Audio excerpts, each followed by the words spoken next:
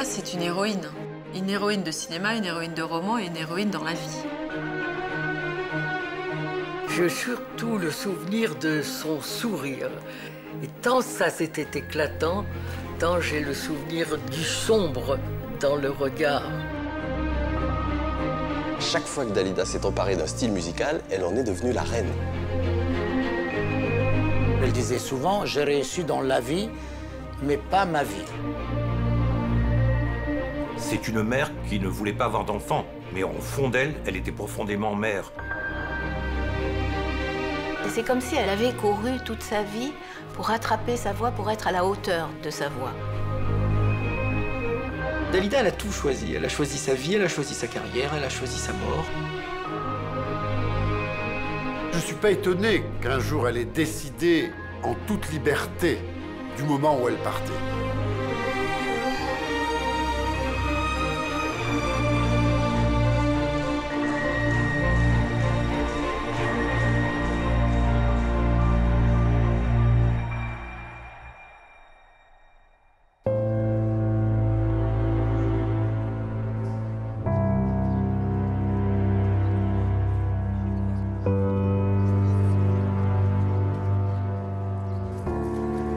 Le 3 mai 1987, à 54 ans, Dalida s'est suicidée.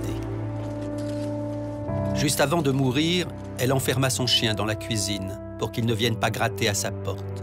Puis elle monta dans sa chambre et se démaquilla. Avant de revêtir un pyjama de satin blanc, elle brossa longuement ses cheveux, puis griffonna sur une feuille de papier ces quelques mots « La vie m'est insupportable, pardonnez-moi ». Elle s'installa sur son lit et, un verre d'alcool à la main pour augmenter l'effet des médicaments, elle avala les cachets qu'elle avait soigneusement préparés. Quand elle eut terminé, elle éteignit sa lampe de chevet et, à la différence de tous les autres soirs, elle s'endormit, sans laisser une lumière allumée, comme si pour la première fois de sa vie, elle n'avait plus peur de l'obscurité. Imaginait-elle alors, Dalida, que ses chansons, mais aussi bien cette vie qui lui était devenue insupportable, avait quelque chose de si particulier que 30 ans plus tard, à la différence de la quasi-totalité des chanteurs que leur mort précipite dans l'oubli, elle survivrait, elle, à sa propre disparition.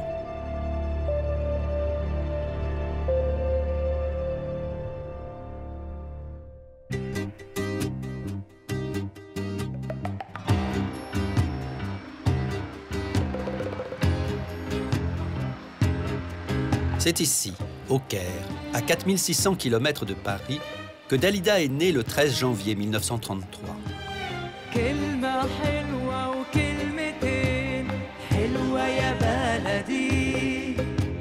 Accablée par l'injustice et la misère, l'Italie venait de traverser des années terribles.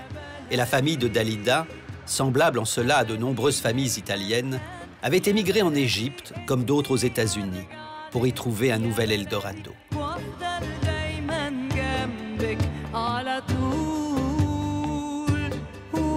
Dans la famille Gigliotti, ils sont 5. Pietro, le père, Giuseppina, la mère, et leurs 3 enfants, 2 fils, un grand et un petit, et une fille, Yolanda, la future Dalida. C'était une famille italienne du Sud. Disons une famille italienne nourrie sous le soleil de l'Égypte avant de connaître Paris, bien sûr. Mon père était premier violon à l'Opéra du Caire, ma mère, elle était simplement, elle s'occupait de ses enfants. On a vécu dans une culture italienne, vraiment, parce que chacun, même ceux qui étaient nés au Caire, gardaient leur nationalité et leur culture. Vous vous pensiez comme déraciné? Non, on n'a jamais eu cette impression-là. Mais le Caire de cette époque-là, c'était formidable. C'était un métissage extraordinaire de toutes les langues, de toutes les confessions. Viens me parler du temps de mon père dans la maison où je suis né. Viens me parler du temps de mon père dans la maison où je tant aimé. Mon Dieu, cette maison qui était blanche, comment elle est devenue? Il n'y avait pas les deux balcons là-haut. C'était la terrasse. En Égypte, j'ai passé toute mon enfance. Et le quartier où j'ai passé mon enfance, c'est un quartier populaire. Il n'y avait pas beaucoup de maisons. C'était une petite rue avec peu de maisons. Et quand je suis retournée, j'étais vraiment très touchée d'abord de voir la transformation. Et puis, tout a changé finalement. Ce n'est plus la même chose. Même le pays lui-même, c'est pas la même chose.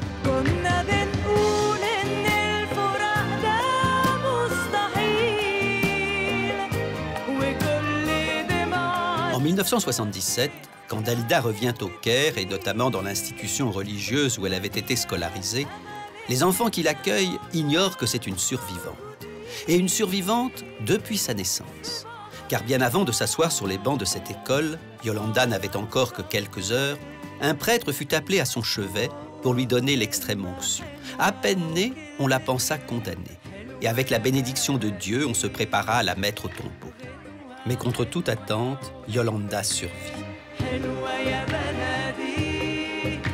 Hélas, le Caire des années 30 n'étant pas très salubre pour les enfants, à 10 mois, nouveau coup du sort, nouveau drame. Ses yeux s'infectent.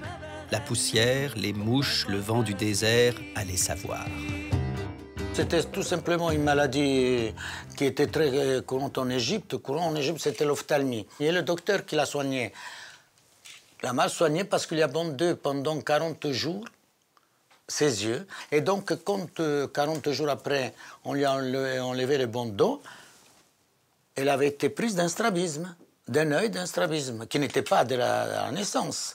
Voilà, mon père était devenu presque fou, ma mère aussi. Et ça lui restera au fil de son adolescence, sa jeunesse, une petite coquetterie dans l'air qui fera son charme, qui sera Dalida. On peut imaginer l'effet que ça fait à un enfant aussi petit, à qui on ne peut pas expliquer, qui ne peut pas comprendre ce qui lui arrive, d'être comme ça dans l'obscurité, ça doit être absolument terrifiant. Et le père venait lui jouer du violon pour essayer de la distraire, parce qu'elle pleurait. Et évidemment, la musique s'inscrit en elle à ce moment-là comme ce qui soigne, ce qui peut-être ne guérit pas, mais en tout cas ce qui fait du bien. Son père l'apaise, mais l'enflamme aussi. Dès l'âge de 3 ou 4 ans, elle le regarde se faire beau pour aller jouer le soir à l'opéra. Elle l'entend parler de l'orchestre, des lumières, des dorures et de ces femmes fascinantes que l'amour consume.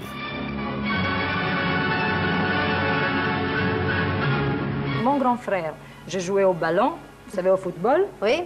Et avec le petit, je m'amusais à chanter des opéras. Mais c'était marrant voilà parce qui m'intéresse. Oui, mais ce qui était marrant, c'est que je ne chantais pas les partitions de la femme, je chantais le baryton. Enfin, le baryton, mais pourquoi pas? Et mon jamais frère, le ténor, le baryton. Non, le baryton. Qu'est-ce que vous chantiez? Eh bien, je m'amusais à chanter Rigolette ou le Barbier de Séville. Pourquoi pas? Des choses toutes simples. Hein? Ou bien toutes simples. J'essayais de chanter. Vous voulez essayer ce soir? Ah non, en garçon. Allez, en garçon, en baryton. Oh allez. mon Dieu. Voici le baryton d'Alida dans le Barbier de Séville. Maman. Oimè, oimè, che furia, oimè, che folla, uno alla volta, per carità, per carità, per carità, uno alla volta, uno alla volta, uno alla volta, per carità. Je pense qu'elle a été nourrie de l'idée des divas. L'opéra italien, à ce moment-là, c'était vraiment une culture populaire. Et on a toutes ces héroïnes, la Traviata, etc., qui sont des femmes au grand cœur, qui vont se sacrifier, qui sont très malheureuses, les circonstances sont contre elles. Je pense qu'elle a été nourrie de ce médium populaire.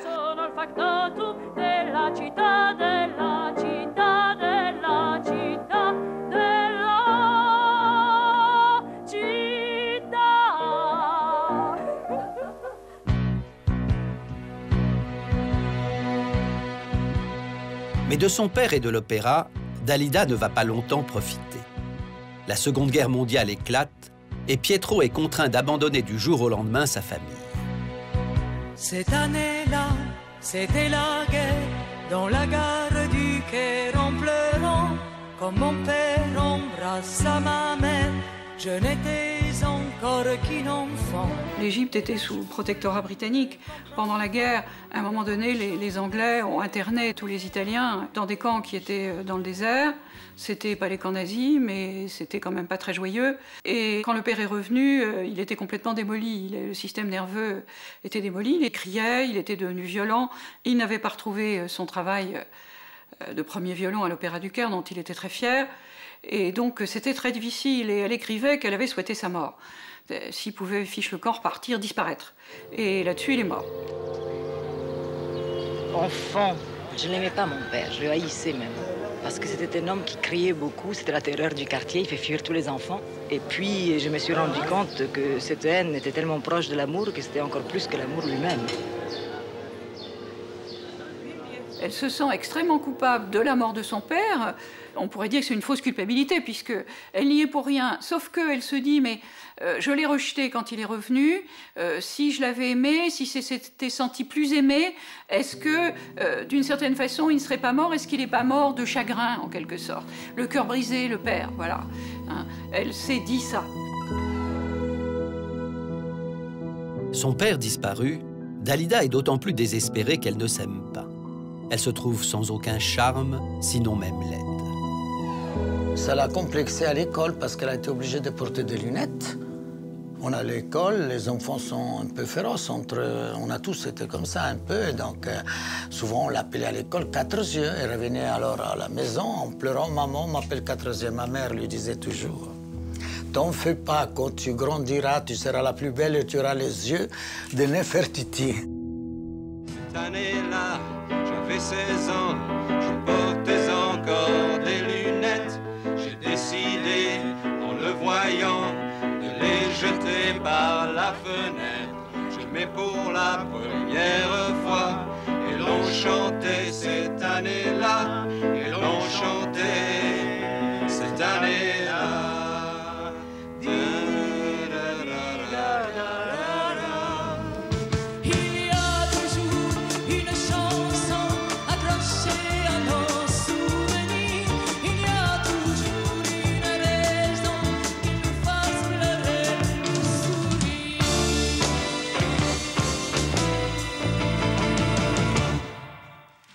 Vous vous souvenez comment Dalida s'est alors progressivement métamorphosée au fil des années?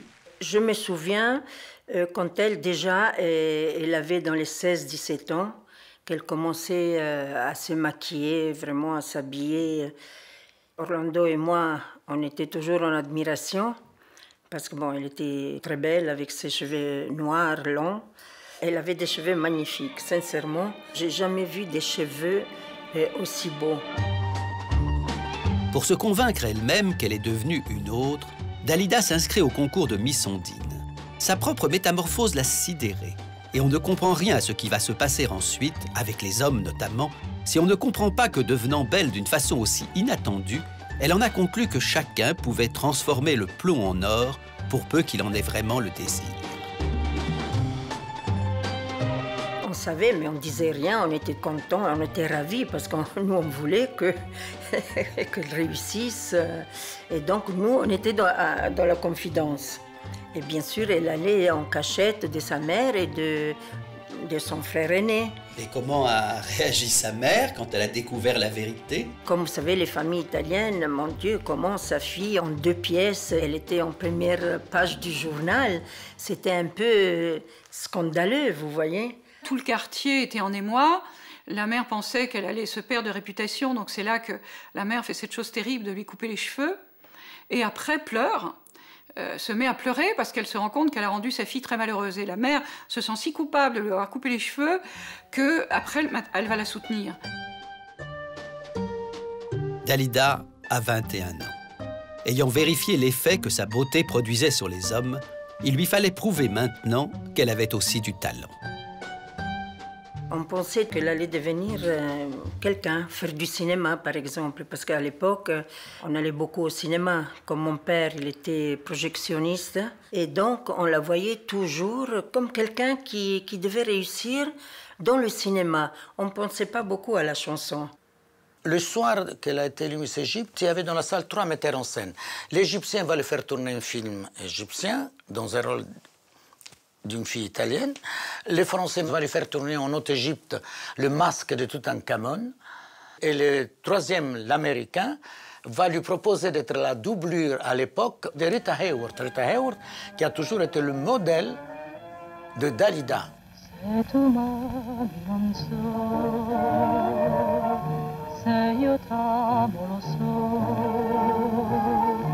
Ma sul cuore sconvolto io sento il tuo volto bruciare d'amore. Forse è un sogno per me, illusione per te, desiderio di un'ora, dolcezza che sfiora dall'estasi il cuore. La penombra silenziosa ci unisce così, dalle labbra c'è l'attesa d'un bacio così, anche l'anima più ansiosa può farci sentire. Il y avait une compagnie pour la production des films égyptiens. Il lui avait proposé un contrat de 5 ans et Dalida l'a refusé. Parce que déjà, malgré qu'elle démarrait sa carrière, elle avait eu cette phrase, cette boutade, « L'Égypte c'est bien, mais je veux le monde ». Et quand les Français lui ont proposé de tenter sa chance à Paris, elle ne se l'est fait pas répéter 2 fois.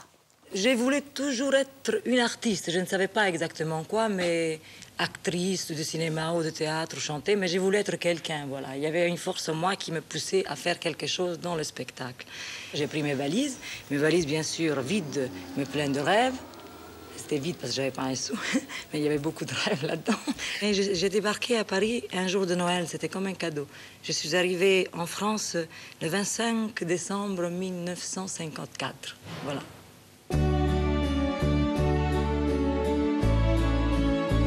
À son arrivée en France, Yolanda s'appelle encore Dalila, le pseudonyme qu'elle s'est choisi en Égypte pour faire carrière.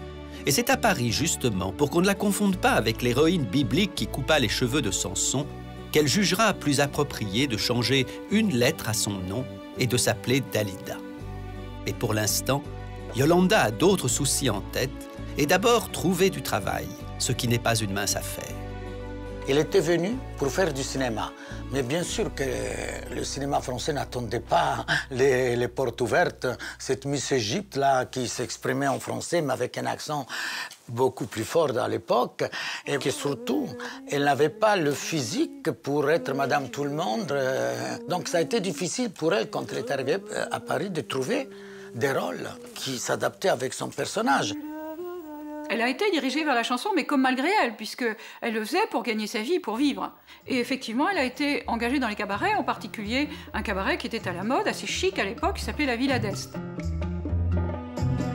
Dans les cabarets où elle se produit, Dalida passe souvent en levée de rideau. Et il lui arrive de chanter devant des parterres presque vides ou des publics remuants et bavards. Tout va bien, tout va très bien, Madame la Marquise, ne cesse-t-elle d'écrire à sa famille pour la rassurer. Mais la réalité est autrement moins rose. Jusqu'au jour où le hasard frappe à sa porte. J'ai chanté à la Villa d'Est et au Drador pour la première fois, puis je dis que c'était pas bon du tout, il fallait que j'apprenne à chanter. Avec l'argent que j'avais gagné, j'étais chez un professeur, j'ai pris des leçons de chant. Mais je crois que ma première chance, c'est au 421 que je l'ai eu. Parce que vous jouez aussi, vous êtes joueuse par-dessus le marché. Non, c'est pas du tout ça. Ce n'est pas moi qui ai joué au 421. C'était il y a exactement 3 ans. À l'Olympia, il y avait Bruno Cocatrix qui donnait des auditions en public, alors oui. J'étais moi aussi. Mais bien sûr. Et il y avait dans la salle un directeur artistique d'une maison de disques et puis un directeur artistique de la radio. Et ces 2 messieurs, avant de venir à l'Olympia, ils avaient dîné dans un bistrot à côté.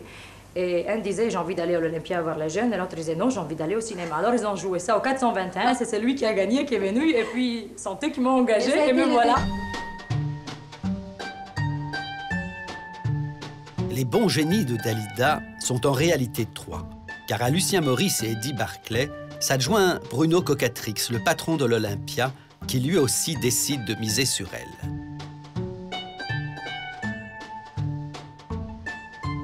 Ils sont là tous les 3, ils cherchent un certain type de femme. Cocatrix, c'est pour l'Olympia, Et puis Barclay, c'est parce qu'il lance en France le micro-sillon. Donc, des disques, il a l'idée qu'on va faire des disques avec la photo de l'artiste sur la pochette. Ça se faisait pas du tout, ça. Il faut quelqu'un qui attire. Donc, une jolie femme, c'est parfait. Et dans le cas du troisième, eh bien, lui, c'est le lancement d'Europe 1 pour Lucien Maurice.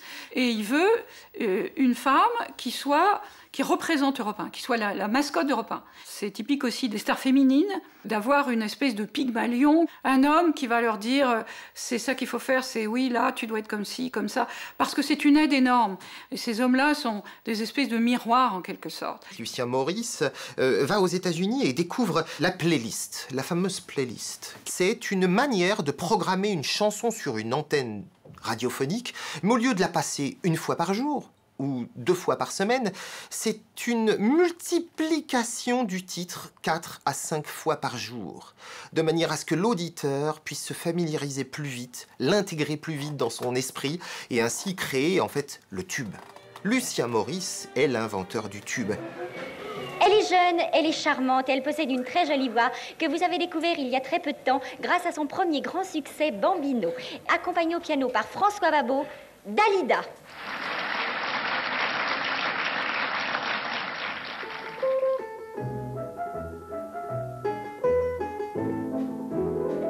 Les yeux battus, la mine triste, les joues blêmes.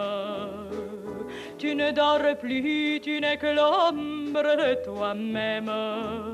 Seul dans la rue, tu rôdes comme une âme en peine. Et tous les soirs, sous sa fenêtre, on peut te voir. Je sais bien que tu l'adores et qu'elle a de jolis yeux, mais tu es trop jeune encore pour jouer les amoureux. Lucien Maurice a décidé de passer Bambino de Dalida 7, 8 fois, 10 fois par jour. Donc, ça veut dire que personne ne pouvait louper d'écouter Dalida au moins une fois par jour. On a inventé le matraquage pour Dalida et ça a été toute une nouvelle industrie qui s'est mise en route. Avec tes cheveux si blancs, tu as l'air d'un chérubin. Va plutôt jouer au ballon, comme font tous les gamins. Maman, j'ai réussi, on m'entend à la radio, écrit Dalida dans une lettre. Bambino est de fait un triomphe. Pendant 1 an, le titre caracole dans le hit-parade et Dalida est la première femme à recevoir un disque d'or. Même ceux qui ne possèdent pas d'électrophone achètent le 45 tours pour sa photo qui figure sur la pochette. Et pour la presse que son physique aiguillonne, Dalida devient à la chanson ce que Brigitte Bardot est au cinéma, l'incarnation de la féminité. C'est exactement à cette époque-là que vous faites connaissance de Dalida. Vous vous souvenez de votre première impression? Oh, je m'en souviens. Je me souviens parfaitement de la première fois où nous nous sommes rencontrés toutes les deux. Je me souviens même de la date. C'était en 1956 et Lucien Maurice nous appelle dans son bureau. Il y avait une superbe jeune femme, énormément de cheveux, noirs, très noirs. Et j'ai surtout le souvenir de son sourire. Et tant ça c'était éclatant, tant j'ai le souvenir du sombre dans le regard. Parce qu'il y avait trop de maquillage, il y avait une ligne en haut et en bas de col. Et son regard était assombri. Mais elle était belle, une taille, très belle femme. Éclatante et sombre. Dès 1956, cette contradiction dans les termes définissait bien Dalida. Bambino avait fait d'elle une vedette, Gondolier allait en faire une star, mais elle restait travaillée par quelque chose de douloureux.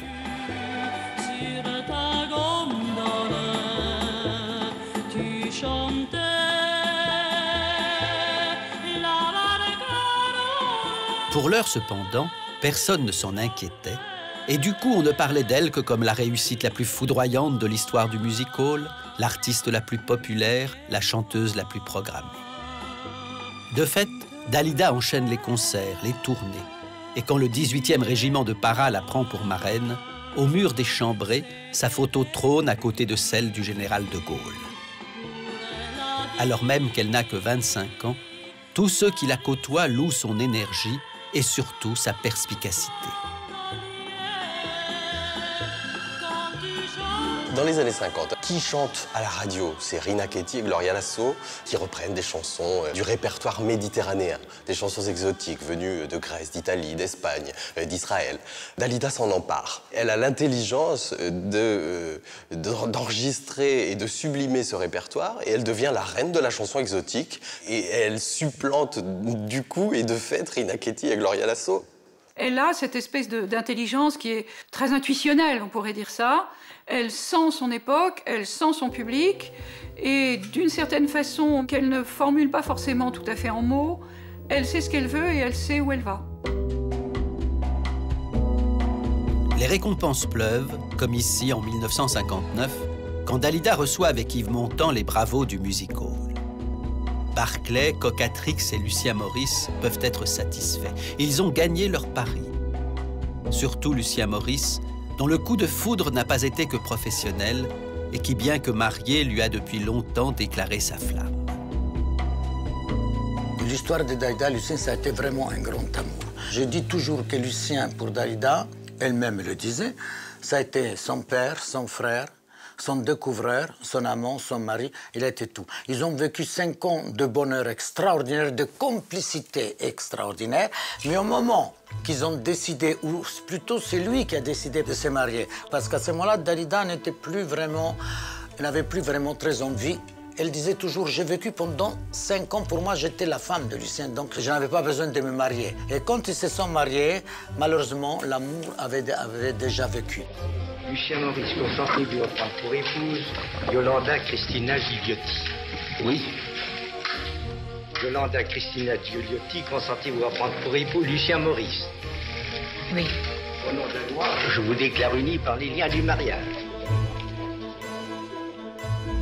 Étrange Dalida, qui convole par reconnaissance, qui se marie avec Lucien plus par fatalisme que par amour, comme s'il était écrit dans le livre du destin qu'elle deviendrait sa femme, et qui, un mois seulement après avoir dit oui et juré fidélité à son mari, va tomber irrépressiblement amoureuse d'un autre homme.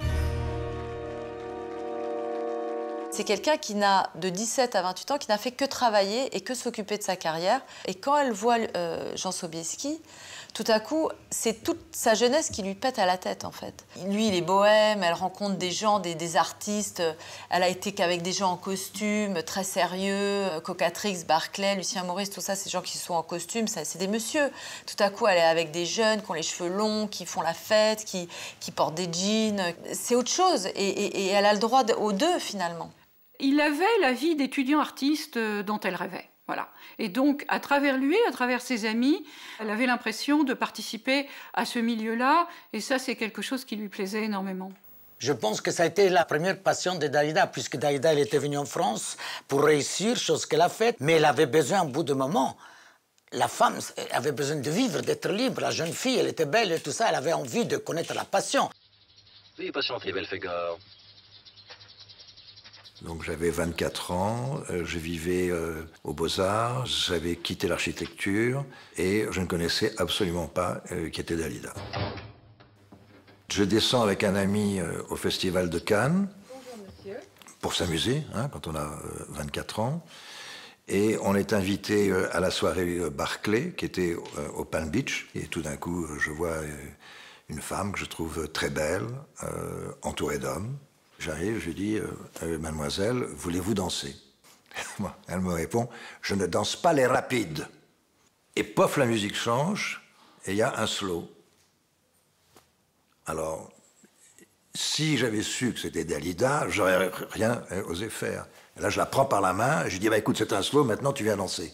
Et pof, je la tire vers moi. Et elle se laisse faire. Et après, pendant donc les 2-3 jours, on était ensemble, en faisant très attention, donc à cause des journalistes, des photographes, tout ça. Et puis au bout de 3 jours, elle m'a dit, je m'en vais maintenant, je pars à Paris. Donc notre histoire était finie. Et je l'emmène donc incognito à l'aéroport de Nice. Et là, au guichet d'Air France, on lui dit, Madame Dalida, on est désolé, mais votre avion a 2-3 heures de retard. Alors j'ai dit, bah, écoute, on va aller se promener dans le Vieux-Nice et on marche ensemble. Un amour a commencé à ce moment-là, je pense. Hein, des vibrations, des émotions, des choses beaucoup plus fortes. Et donc, on a décidé de se revoir. Quelle femme était Dalida quand vous l'avez rencontrée? C'est une femme qui avait été élevée dans une famille religieuse, italienne, au Caire, donc qui avait dû être très surveillée par sa famille, qui n'était sûrement pas sortie avec beaucoup d'hommes, qui avait rencontré son mari. Elle était très sérieuse, finalement. Dalida était une petite fille, naïve, qui connaissait rien à l'amour sensuel, sexuel.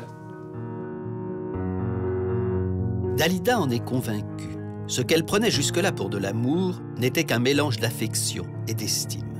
Avec Jean, elle a le sentiment de connaître d'autres émotions, plus fortes, plus troublantes, plus dangereuses aussi pour sa carrière. Je conduisais ma voiture avec elle, et puis tout d'un coup, sur ces colonnes Maurice, il y avait des immenses placards d'ici Paris, de France Dimanche, tout ça. Et voilà, et qui montraient Dalida et moi. Alors, ça l'a foutu un coup, là. Elle a dû dire « Ouh là là, Lucien ». Ouh là là, Lucien, mais aussi Ouh là là, Dalida. Car Lucien Maurice n'est pas seulement un homme puissant dans le monde des médias ou celui de la chanson. C'est un homme respecté et qui compte d'innombrables soutiens. Le blesser, l'humilier, c'est prendre un risque énorme quand on est une artiste. Dalida le sait, le craint, mais ne cède pas sur son désir. Je me dis, mais comment cette femme qui vivait à 200 à l'heure pour sa carrière pouvait tout d'un coup casser sa carrière pour un jeune garçon, pour un jeune minet, qui était moi. C'est quand même assez incroyable. Dalida se retrouve seule face à Europe numéro 1 et à son directeur des programmes. Comment pourrait-elle faire le poids? La presse se déchaîne contre son inconduite, on pronostique sa déchéance, on organise sa mise à mort.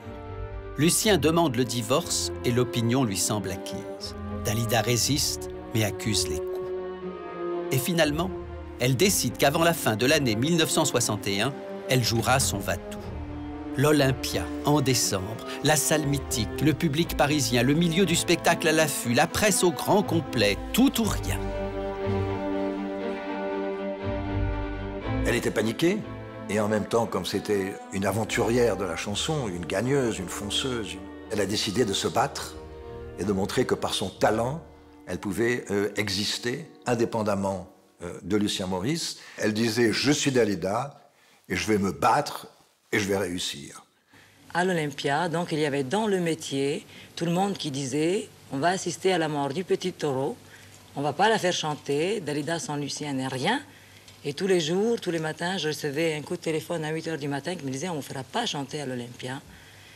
Et le jour de la première, il y avait toutes les radios qui étaient là et qui demandaient au public qui rentrait, il les conditionnait presque. Parce que du moment qu'on pose une question à quelqu'un, même si ce quelqu'un ne la pensait pas avant, il le pense. Il posait cette question, est-ce que vous êtes pour ou contre Dalida? Donc ça conditionnait déjà la salle. Et avant que je rentre sur scène, j'ai reçu une couronne de mort, mortuaire, qui avait écrit dessus à la chanson de Fente, « Vive Edith Piaf ».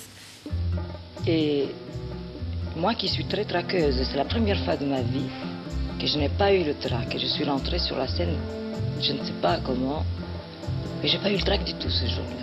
Et vous avez réussi à les battre? Seulement à la 4e chanson. Et qu'est-ce que c'était la 4e chanson? C'était « Je me sens vivre ». Eh ben la voilà. C'est pas vrai. Je ne savais pas pourquoi je vivais, je ne savais pas à quoi je servais. Maintenant, je le sais. Mes yeux ne sont faits que pour te regarder, mes lèvres ne servent qu'à t'offrir mes baisers. Mon oreille a compté les battements de ton cœur et mes mains à saisir et garder ta chaleur.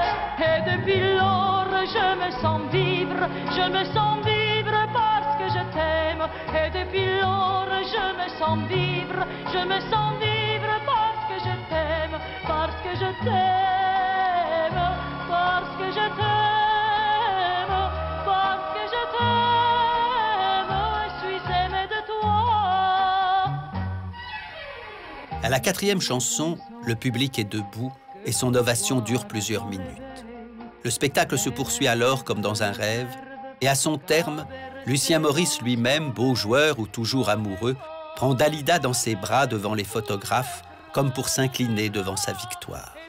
Claude Sarraute écrira le lendemain dans Le Monde « Dalida, la fine mouche, a retourné ses 2000 spectateurs comme autant de crêpes étalées dans autant de fauteuils. » Victorieuse, Dalida a néanmoins senti passer le vent du boulet et elle sort de l'Olympia déterminée à ne plus jamais perdre la main. Tout en poursuivant son histoire d'amour avec Jean, elle veut de nouveau se consacrer en priorité à sa carrière. Où est-ce qu'elle habitait à l'époque? Chez vous? Comment voulez-vous qu'un jeune peintre de 24 ans puisse loger Dalida? Elle n'allait pas aller vivre dans un petit studio. On habitait à Neuilly à ce moment-là, dans un appartement, et elle m'a dit j'ai trouvé une maison formidable avec un atelier, tout ça. Jean, tu vas voir, tu vas adorer, et tout et tout. Et donc elle m'a emmené dans cette maison d'Orchamps. Vous n'aviez pas peur de devenir Monsieur Dalida? Oui, oui, bien sûr. Oui, oui, bien sûr. D'être ramené à ce qu'on appelle le prince consort, c'est-à-dire être la seconde roue du carrosse. Au début, moi, quand je sortais dîner avec elle, bon, je payais, puis à un moment donné, je ne pouvais plus payer. Hein. Et donc, surtout quand elle venait avec ses amis. Alors, elle me glissait de l'argent sous la table pour que je puisse payer pour les 6, 7 ou 10 invités. Vous comprenez? Donc, c'était assez ennuyeux pour moi, parce que c'était moi qui sortais l'argent, qui payait, tout le monde savait que c'était Dalida qui payait. Donc, j'étais dans une situation complètement en porte-à-faux. Rejointe à Paris par son jeune frère, qui bientôt s'occupera de sa carrière, puis par sa cousine, qui elle aussi travaillera à ses côtés, Dalida a alors des préoccupations plus urgentes que celles de son couple.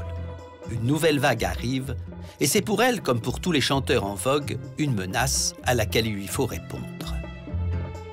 Dans les années 60, ça a été plus difficile pour Dalida, parce qu'il y a la vague yéyé qui a balayé la plupart des artistes. Il y a des mômes de 20 ans, 17 ans qui débarquent, sauf qu'elle a l'intelligence de se dire « Ok, je vais enregistrer 2-3 petits 45 tours un peu yéyé pour montrer que moi aussi je sais faire. » Mais moi, ça me gênait un peu, parce que c'était tout d'un coup, ça prenait tout son cerveau. Elle ne voulait pas qu'une jeune chanteuse qui allait faire qu'un seul été, qui arrive souvent en France, hein, puis après elle disparaisse au bout de 3 mois ou au bout de 6 mois, prenne le tube de l'été. Donc c'était là les coups, le téléphone partout, tous les musiciens, les écrivains de chansons, et les choses comme ça. Elle était à l'affût. Fais-moi entendre ci, fais-moi entendre ça. Alors tout le monde venait avec sa petite chanson. Le twist ne vous a pas débordé, vous êtes installé dans le twist aussi. Je voudrais qu'on en prenne pour exemple une chanson que nous allons voir maintenant, où vous avez tout à fait à votre manière mis les twisters de votre côté. Alors, vous devinez bien de quoi il s'agit tout de même. Ouais, sans de twist. De tous côtés, on n'entend plus que ça. Et l'air nouveau qui nous vient de là-bas. Et l'air nouveau qui je ne m'aime pas du tout. Et comme moi, il vous prendra.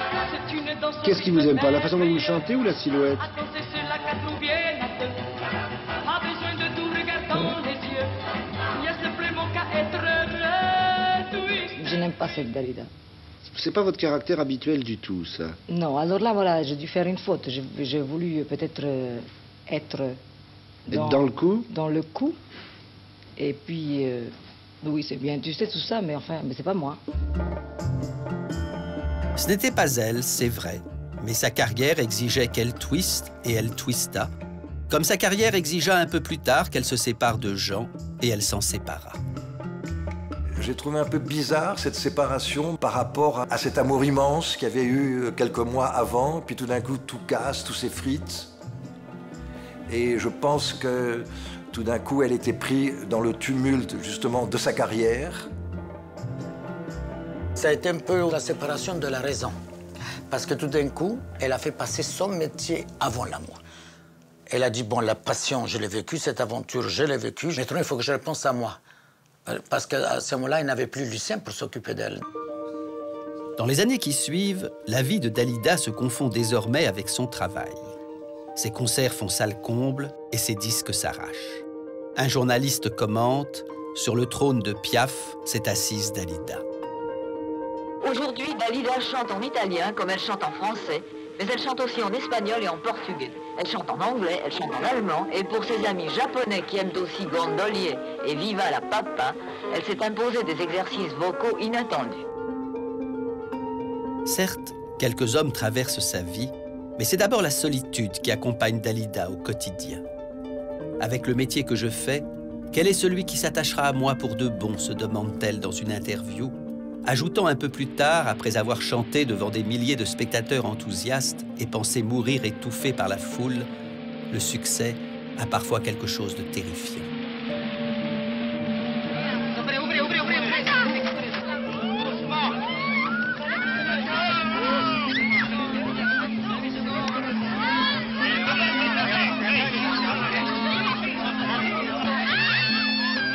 Moi, j'ai toujours un peu peur dans la foule, mais c'est pas tellement pour moi. Je suis tout le temps en train de leur dire attention à vos mains parce que parfois je suis dans la voiture, alors ils mettent leurs mains pour prendre des photos et on peut fermer la porte, ça peut arriver un accident. Je suis tout le temps en train de dire aux mères attention à votre enfant, vous allez le faire écraser. Je passe ma vie dans la foule à dire aux gens attention, attention, attention, attention. Dalida, elle ouvrait la porte le matin, elle retrouvait des gens assis à côté de sa porte. Parce qu'il fallait qu'ils soient les premiers à l'accueillir, à leur dire qu'elle l'aime. Il y a des gens qui travaillaient même, qui avaient pris un travail à mi-temps, volontairement pour la suivre. Ou des gens, par exemple, ne prenaient leurs vacances que par 2-3 week-ends toute l'année pour pouvoir la suivre dans les galas. Il y avait les mères parfois qui téléphonaient, enfin c'est moi qui les voyais, et qui disaient mais dites à ma fille qui rentre à la maison, des choses comme ça, vous voyez. C'était vraiment dément, les gens qui restaient là-bas du matin au soir. Dalida, elle avait une particularité, c'est qu'elle savait apaiser tous ses excès. Par exemple, il y avait une fille qui était là tous les jours, elle avait raté à 2 reprises son bac. Et Dalida, un jour, elle l'a pris entre 4 yeux et lui a dit, voilà, je sais que tu m'aimes, je sais que c'est indispensable pour toi, mais maintenant, ce qui est indispensable pour moi, c'est que tu réussisses ton bac. Alors à partir d'aujourd'hui, tu vas cesser de me suivre et passer ton bac. Et comme par enchantement, elle a réussi son bac. Et Dalida en était toute fière. Parfois, Dalida dit vraiment, elle se sentait pas épiée, mais ils attendaient qu'elle sorte avec sa petite Austin là, et ils attendaient pour la voir revenir à la maison. C'est vraiment très touchant, mais parfois c'était un peu trop. Dans cette maison de la rue d'Orchamps, qui deviendra son havre historique, le confort et le service sont ceux d'un grand hôtel dont Dalida serait l'unique cliente. Elle avait une passion pour sa maison de la rue d'Orchamps, cette maison qu'elle appelait sa chaussette. Et je pense que sa maison de la rue d'Orchamps, c'est plus qu'une maison, c'est une coquille, c'est un cocon, c'était sa carapace, c'était elle. Et puis, au début du mois d'octobre 1966, alors qu'elle commence à penser qu'elle ne remettra peut-être plus jamais ses clés à quiconque, se produit une improbable rencontre avec un jeune chanteur italien, Luigi Tenco. Sì, lo so che questa non è certo la vita che ho sognato un giorno per noi. Ses chansons sont très belles. Il est un peu en avance sur son époque. Il n'est pas fait pour un très très grand public, probablement. Tenco serait le Bob Dylan italien. Des chanteurs à la voix un peu rappeuse, un peu rauque, et qui chantent des chansons à texte qui sont des chansons contestataires.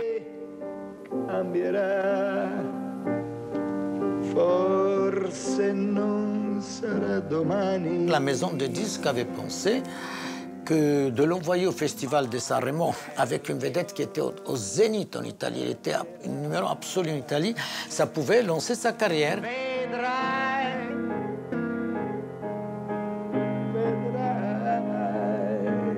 Là, dès qu'elle l'a vu, ça a été vraiment le coup de foudre.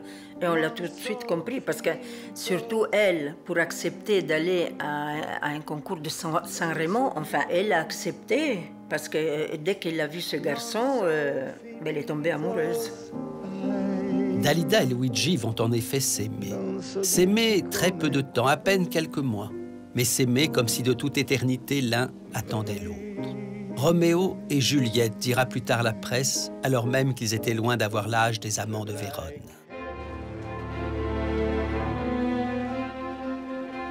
Le soir du festival, tout le monde est convaincu que le soutien de Dalida sera décisif et que Luigi Tenco sortira gagnant de l'épreuve.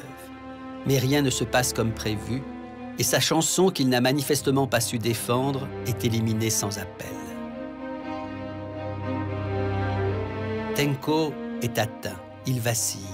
Décidément, je n'ai jamais eu de chance. Et après avoir bu quelques verres, il annonce qu'il rentre se coucher à l'hôtel, laissant en plan Dalida qui devait dîner avec lui et leur maison de disques. Et à un moment, il a dit non, moi je ne tiens plus. On n'avait même pas fini le dîner, je crois. On est retourné à l'hôtel. Et bon, elle est rentrée, nous avec Orlando, on est restés dehors. Et c'est elle qui est rentrée et il a découvert Luigi. Et on a entendu un cri. Et... Luigi s'est tiré une balle dans la tête. Il est allongé par terre, à côté du lit, et quand Dalida sort de la chambre, son chemisier est rouge de sang. « Je ne me suis pas tué par lassitude », a-t-il écrit avant de mourir, mais pour protester contre une foule qui ne voulait pas comprendre. La police arrive, les journalistes, les dirigeants du festival. « Assassin !» hurle Dalida. Et comme le dira plus tard Orlando, son calvaire et le nôtre ont commencé ce jour-là. Ça a commencé l'enfer, c'était affreux. Enfin, moi, j'habitais avec elle et je ne vous dis pas, les nuits, c'était terrible. Elle n'arrêtait pas de pleurer, c'était en continu. Elle ne pensait plus à rien, c'était Luigi, elle, sa vie elle était foutue, comme on dit. On ne pouvait même pas parler, ni rien. Tout a changé.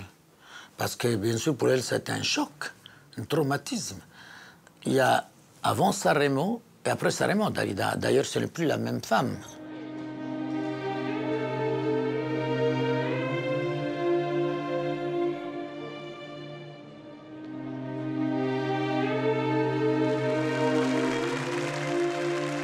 Dalida, 3 semaines après la mort de Luigi Tenco, reprenant la chanson qu'il avait chantée le jour de son suicide et portant de nouveau la robe qu'elle portait à Sanremo.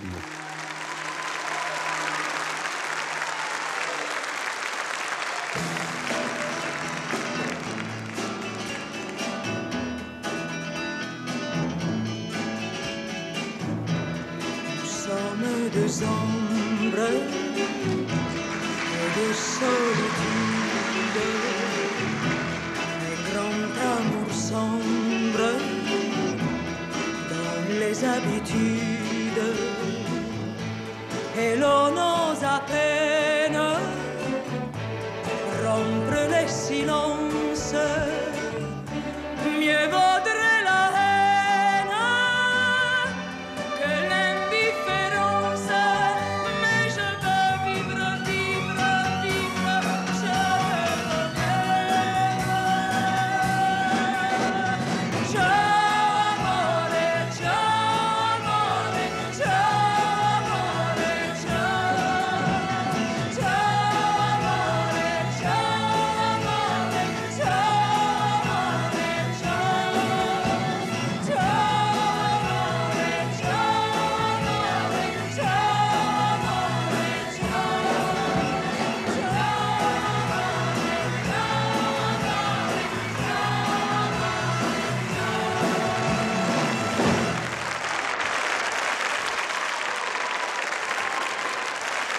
Dalida, une semaine avant sa propre tentative de suicide, qu'elle avait programmée comme elle programmait sa carrière, méticuleusement, ayant décidé de se tuer 1 mois, jour pour jour, après la disparition de l'homme qu'elle aimait.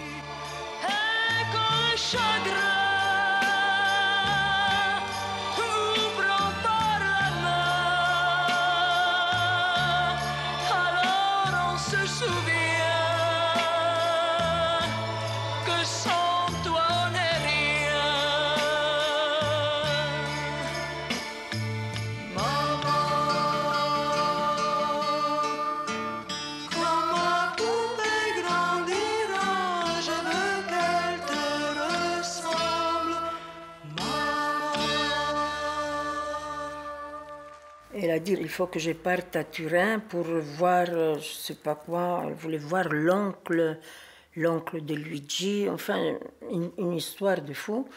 Je dis écoute, tu vas pas partir seule en Italie? Non, non, mais tu sais, on m'attend là-bas, il y aura les gens de la maison de disques, ne t'inquiète pas. Je dis ok, ben d'accord. Je l'ai accompagnée avec mon mari jusqu'à l'enregistrement. Elle a enregistré et moi j'attendais, je dis bon, je voulais la voir partir. Elle me dit mais non, allez-y, vous, allez les amoureux, vous n'allez pas rester, tout va bien. Et ça y est, j'ai enregistré, il n'y a plus rien et ben, on est parti. Et elle a attendu qu'on partait et elle est sortie de l'aéroport et elle est partie à l'hôtel. Elle est partie à l'hôtel où elle voyait Luigi quand il venait à Paris. Et dans la même chambre. Dans une des 3 lettres qu'elle écrivit avant d'avaler plusieurs tubes de barbiturique, on peut lire ces quelques mots. « J'ai voulu me tuer sans haine pour moi-même ni pour personne. Mais la vie sans Luigi Tenco m'est insupportable.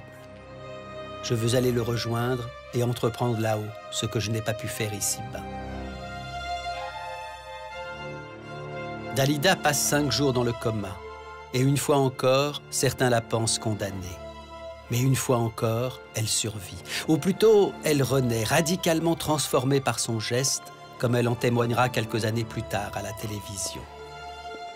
Je ne regrette absolument pas, au contraire, tout ce qui m'est arrivé, parce que je trouve que cette souffrance, elle m'a purifiée, elle m'a libérée d'un tas de choses. Elle m'a beaucoup enrichie. Si j'ai changé, c'est grâce à cette souffrance. Alors donc je dis merci mon Dieu de m'avoir fait souffrir. Devant sa mère, que sa tentative de suicide a désespérée et qui, arrivée à Paris, ne la quittera plus jusqu'à sa mort en 1971, elle jure de ne jamais plus commettre l'irréparable. Commence alors ce qu'elle appellera ses 4 années d'hiver, éclaircies néanmoins par la naissance de son neveu, qui portera le prénom de son amant mort, Luigi, et par un bref amour avec un étudiant italien, Lucio, de 12 ans son cadet. Mais pour l'heure, ce que cherche surtout Dalida, c'est à comprendre. À partir de 67, il y a eu vraiment une soif de livre, une soif de connaissance. Il fallait qu'elle cherche le sens. Et le sens des choses, elle s'est dit, bah, il doit être dans les livres, il faut que je lise les témoignages, il faut que je lise les essais des philosophes, il faut que je comprenne. En ce moment, ce que je lis, de Julius Evola, La métaphysique du sexe. Et puis il y a La puissance et la fragilité de Hamburger. Et puis il y a un 3e, c'est Malaise dans la civilisation de Freud. Voilà les 3 que j'amène avec moi. On découvre une Dalida qui est complètement passionnée par les mécanismes psychiques, mais aussi la philosophie orientale. Elle se révèle comme étant une véritable intellectuelle, curieuse, à l'écoute de l'autre, mais aussi extrêmement cultivée. Il faut imaginer, à l'époque, on se moquait quand on parlait de la quête spirituelle de Dalida. Les gens ne pouvaient pas imaginer. Dalida, c'était un personnage lumineux, solaire, superficiel, alors qu'en fait, Yolanda était quelqu'un de profondément spirituel, de mystique même, je pense. Je n'ai pas eu la chance d'aller beaucoup à l'école. Je suis allée jusqu'à l'âge de 14 ans. Et je me suis dit, qu'est-ce que je peux faire? Le temps qui est perdu, il est perdu. La seule chose que je peux faire, c'est me prendre moi-même comme champ d'expérience et essayer de me connaître. Avant, quand je rentrais chez moi, j'étais vraiment seule. Mais maintenant, quand je suis chez moi seule, je ne suis plus seule parce que je converse avec moi-même. J'ai un tas de choses à découvrir en moi que je ne suis plus seule du tout. Dalida est alors d'autant moins seule qu'un nouvel homme est entré dans sa vie. Celui-là même que la caméra filme de dos et qui l'interviewe. Arnaud Desjardins, maître zen français, auteur des Chemins de la sagesse, initié au bouddhisme, lors de l'un de ses nombreux voyages au Tibet. Ça n'a pas été un amour comme les autres hommes. C'était comme un gourou, vous voyez. Et il répondait souvent à des questions qu'elle lui faisait. Et c'est comme ça qu'il l'a introduit aussi dans ce monde spirituel. Et c'est comme ça qu'elle a été en Inde. Arnaud, c'était pas une beauté, c'était pas un jeune homme. Mais pour lui, elle avait une telle admiration intellectuelle. C'était une sorte de sage, de gourou, il savait tout. Elle avait l'impression de ne rien savoir. Donc, comme il avait la connaissance, entre guillemets, elle était persuadée que c'était un homme qui était au-dessus d'elle. Il paraît qu'il exerçait sur Dalida un véritable pouvoir. Et il lui a demandé d'arrêter la chanson, d'arrêter son métier pour se consacrer uniquement à la spiritualité. Et elle n'était pas loin d'accepter. Ça aurait été catastrophe, mais elle y avait pensé sérieusement. Arnaud était très amoureux d'elle, et elle était très amoureuse d'Arnaud aussi. Arnaud Desjardins, ça a été un très bel épisode, mais est-ce qu'elle était amoureuse de l'homme? Est-ce qu'elle était amoureuse de l'auteur des Chemins de la Sagesse? En plus, il était marié, donc c'était quand même un peu compliqué. Et il a correspondu dans la vie de Dalida à cette période très précise, entre parenthèses, de cette quête spirituelle. Et à partir du moment où elle a retrouvé son souffle, elle est sortie de cette histoire. Retrouver son souffle. C'est vrai que Dalida en faisait le vœu, mais la vie n'était pas pressée de l'exaucer. En 1970, Lucien Maurice se suicide à son tour, d'une balle dans la tête. Pour Dalida, c'est un cataclysme. Tombant à genoux devant sa dépouille, elle s'écrie « Je n'aurais jamais dû te quitter, pardonne-moi ». Et avant de l'enterrer, elle le veillera pendant 3 jours et 3 nuits.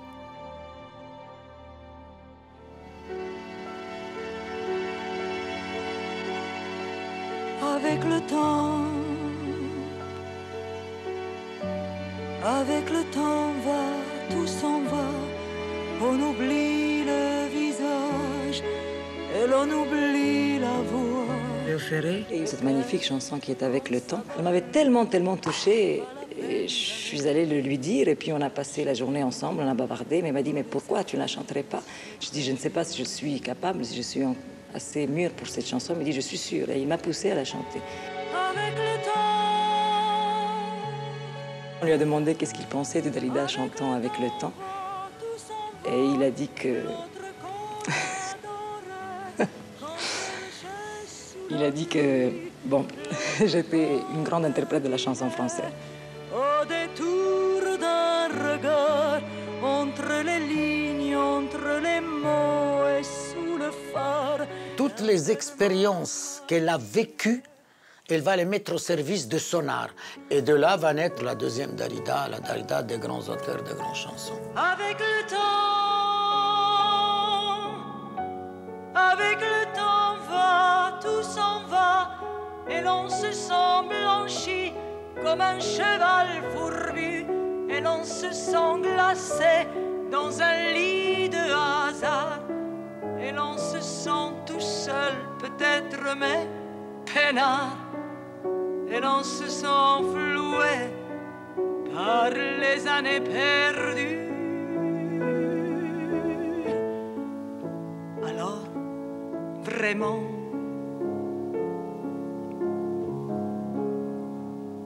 avec le temps, on n'aime plus.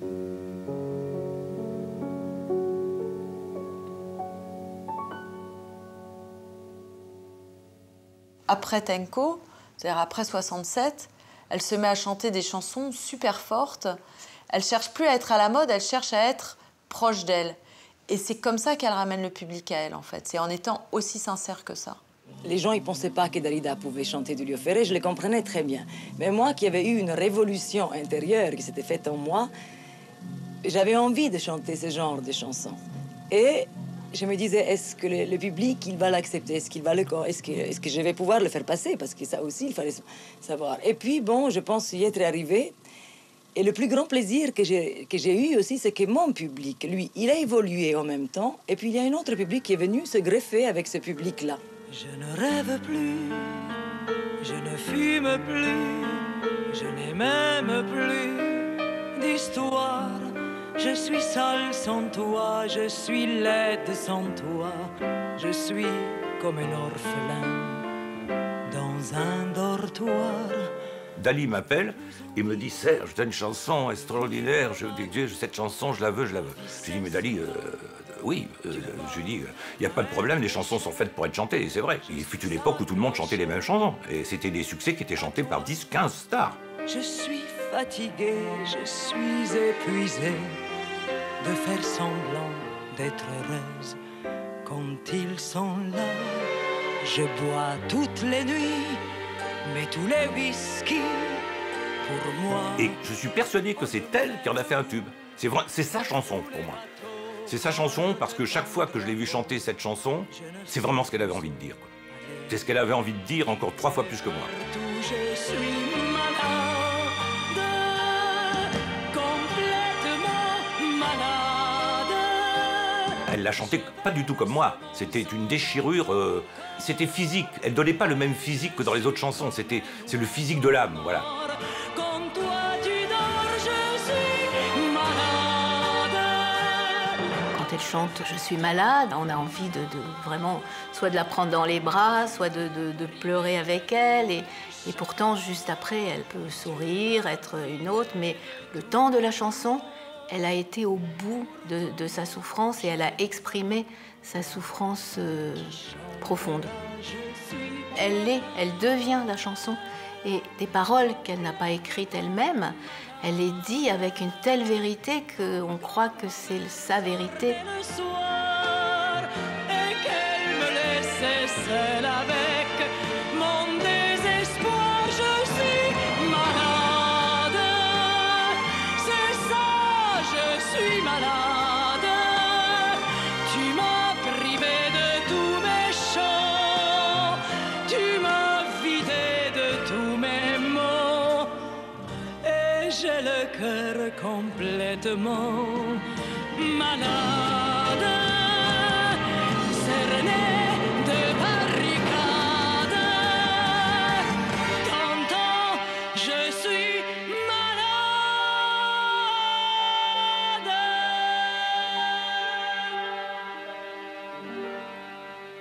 Elle avait une sensualité, sa voix. Sa voix disait des choses surréalistes. Et dans sa voix, les chansons prenaient une dimension de plus. Il y avait un petit peu de gravier dans cette voix. Elle a la voix du désert, la voix des pleureuses arabes. Elle porte en elle tout un monde, cette voix. Elle ajoute cette dimension qui est une dimension grecque. Il y a une profondeur de sa voix qui la dépasse. Et c'est comme si elle avait couru toute sa vie pour rattraper sa voix, pour être à la hauteur de sa voix. Comme si elle avait eu une voix qui l'aimantait, comme un double d'elle-même. Ces chansons, c'était aussi un cri, c'est ça qui est magnifique. Cette fragilité qu'elle avait en elle, même si c'était des chansons joyeuses, il y avait ce cri, cette demande invisible, sous les mots, sous sa voix, sous son corps, quelque chose d'impalpable qu'elle avait donné. Et dans chaque chanson, c'est peut-être ça, oui. C'est peut-être « aidez-moi, sauvez-moi, vous m'aidez à vivre ». C'est à ce moment-là qu'elle a ce qu'on appelle la période Madone, où elle va tout à fait changer de look. Elle va porter des grandes robes blanches très simples, elle va blondir ses cheveux, elle a des coiffures très simples, elle est moins maquillée. Elle chante aussi des chansons plus dépouillées. Elle s'aimait mieux comme ça que Dalida d'avant. Et ça, c'est déjà un grand pas. De faire que Yolanda aime mieux Dalida, c'était vraiment important. Quand vous dites que vous chantez maintenant des chansons à texte, cela veut-il dire qu'avant vous chantiez des chansons sans texte? Non, mais vous m'avez très bien compris ce que je voulais dire. Là, vous faites un jeu de mots. Bien sûr qu'il y avait un texte, disons qu'il y avait un texte. Il y a des textes qui tiennent debout, et puis il y en a d'autres qui sont un peu plus faibles. Alors disons qu'avant, c'était des chansons où le texte était un peu plus faible. Et puis maintenant, disons que le texte, il a une raison d'exister. Pour la soutenir dans cette voie, elle avait maintenant à ses côtés les plus précieux des alliés, ses frères, et surtout le plus jeune, Bruno, chanteur lui aussi, qui avait pris comme pseudonyme le prénom de l'aîné, Orlando. comme si dans la famille Gigliotti, chacun pouvait s'identifier à l'autre, comme si les prénoms des êtres aimés étaient interchangeables. Tu aimes ça, Bruno? Attention, parce que là, tu l'entends qu'il n'est pas tout à fait... Alors, il n'a pas mis au niveau, il n'y avait pas assez de... Sì, ma non è bene, ti prego, ma no, no. No, no, io preferisco... No, je vais le refaire. Orlando a eu l'humilité, ça a dû être extrêmement dur pour lui d'ailleurs, de mettre sa carrière en stand-by, même en retrait, on peut le dire, pour se consacrer à sa sœur.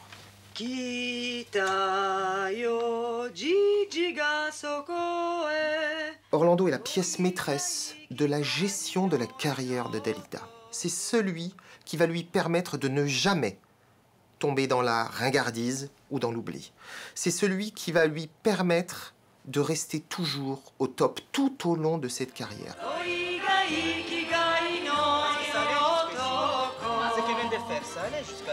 C'était une relation, sur le plan affectif, totalement fraternelle, comme on pourrait l'idéaliser là. Et ensuite, il lui a apporté une chose énorme sur le plan professionnel, c'est bien sûr les compétences, mais aussi la confiance. Il ne l'instrumentalisait pas. Il voulait sa gloire, sa réussite, son bonheur. Il me connaît tellement bien, il y a une identification tellement grande qui fait qu'il sait exactement parfois ce que je pense, ce que je veux. Alors il me soulage énormément. Une fois, on a fait un pari, on s'est dit, voilà tant de chansons, et je vais choisir et tu vas choisir sans me le dire. Et nous sommes tombés exactement sur les mêmes chansons. Il me connaît tellement bien que c'est formidable. Bruno, oui. Dis-moi, oui, qu'est-ce que vous pensez? Moi, je la trouve un peu triste comme ça, avec ces cœurs-là. Vous voulez pas venir avec moi? Elle a eu cette phrase extraordinaire, 2-3 ans avant qu'elle nous quitte. Si mon frère n'était pas mon frère, je l'aurais épousé parce que c'est le seul homme qui m'a compris. Et quand il arrivait, la foule s'écriait Arriva Gigi amoroso, croqueur d'amour, l'œil de velours comme une caresse. Gigi amoroso, toujours vainqueur, parfois sans cœur, mais jamais sans tendresse. Margot, c'était la fête quand il chantait. Zaza, la caprette, un sole mio. Il faut chanter jusqu'au bout. Les années qui suivent, Dalida les considérera comme les plus belles de sa vie. Sur le plan professionnel, bien sûr, où elle connaît alors nombre de ses plus grands succès. Il venait d'avoir 18 ans, ou Parole, Parole, qu'elle chantera avec Alain Delon, mais aussi sur le plan sentimental, car une nouvelle fois, elle est tombée amoureuse. Richard Chanfray, un étonnant personnage qui se dit la réincarnation du comte de Saint-Germain, mort en 1784. Dalida dit de lui « J'aime son air romantique ». Il a beaucoup souffert et il est incollable en histoire. Il exerce un charme au sens presque de sortilège sur les êtres. Il se prétend voyant et magicien, alchimiste. Dans Paris, on se moque un peu, mais en même temps, il est quand même reçu partout. Il passe à la télévision, dans les journaux, etc. Est-il, le comte de Saint-Germain, un acteur en mal de publicité, un mystificateur sans scrupules, un imposteur génial? Est-il, au contraire, l'égal de Paracelse? Écoutez, c'est très simple. Je suis peut-être tout ça à la fois, mais la façon la plus simple de le démontrer, je pense que c'est de faire une transmutation et de vous prouver. Celui qui transformait le plomb en or. Au bout de 5 minutes, bon, elle était tombée amoureuse. Moi, je ne serais jamais tombée amoureuse. Et ça, je ne me gênais pas pour lui dire. Je lui dis, je ne sais pas ce que tu lui trouves. Il était très beau. Elle était sensible à la beauté et à la jeunesse des hommes. Apparemment, c'est terminé. Bien, je vais éteindre le gaz. Je suppose que ça doit être un peu chaud. Je vais prendre ça comme ça. Lâchez-le dans l'eau. Je le lâche dans l'eau. Lâchez-le. Elle n'a jamais été dupe du personnage. Alors elle a été séduite par cette personnalité fantasque qui finalement la faisait rêver parce que le type était un doudingue. Elle n'a jamais cru qu'il transformait le plomb en or. Aucune réaction. S'il n'y a pas de réaction, c'est de l'or. Oui, c'est toujours resté jaune, c'est donc de l'or. Écoutez, bravo.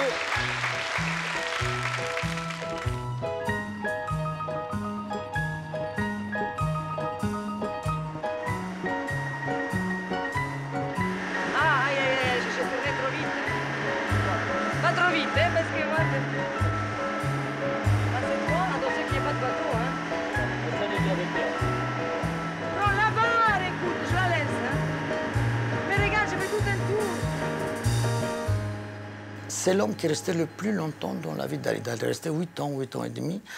Et je dois dire la vérité, qu'elle a été très heureuse en tant que femme. Elle s'est réalisée. Et en même temps, elle s'est sentie responsable, étant donné qu'elle était complètement fou. Un fou génial, mais fou. Et que tout le monde disait, Dalida, mais c'est pas possible, pour ta carrière, ça va être une horreur. Moi, le premier, je dois dire la vérité. Elle s'est entêtée. Elle a dit, je vais vous montrer que je vais le changer, je vais le sauver. Qu'est-ce que tu regardes, chérie? J'ai regardé Paris, c'est merveilleux, on voit tout aujourd'hui. Sauver les hommes qu'elle aime. Dalida s'en est toujours crue capable, les attirant chez elle, non pas pour les dévorer comme la menthe religieuse, mais au contraire pour les protéger, les grandir, les magnifier. Ce n'est pas un hasard si Dalida n'a jamais habité chez l'un de ses amoureux, leur demandant au contraire de venir nicher dans sa maison. Il n'y a pas encore de meubles, ni rien, on a tout changé. Parce que je trouve que c'est plus délicat quand on refait sa vie avec un homme qu'on vit ensemble depuis 2 ans, de faire ensemble les choses, de vivre dans un cadre qu'on a choisi ensemble. Là, nous sommes dans ce que nous appelons la galerie, parce qu'il y a ce panneau avec tous les tableaux de Richard. Je dois dire que moi, j'aime beaucoup sa peinture parce que elle est profonde, il y a beaucoup de profondeur, les couleurs sont très belles, et puis il y a un mouvement. Il faut que les gens puissent s'évader, s'éloigner dedans. On doit rentrer dans une toile.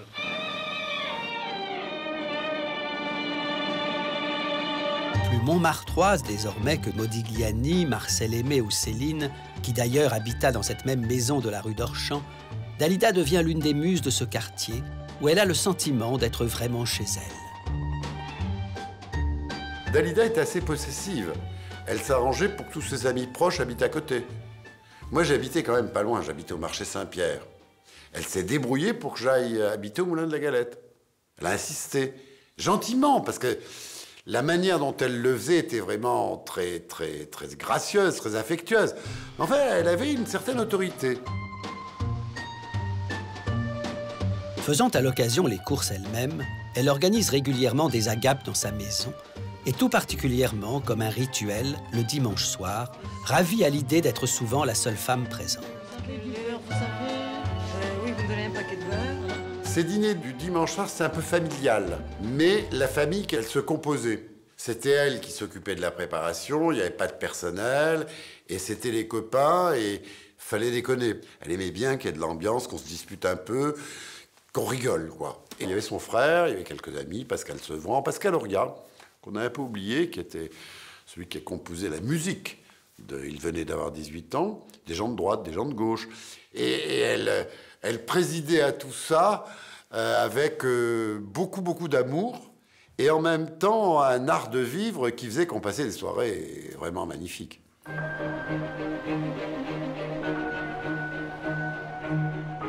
Arrive l'année 1978.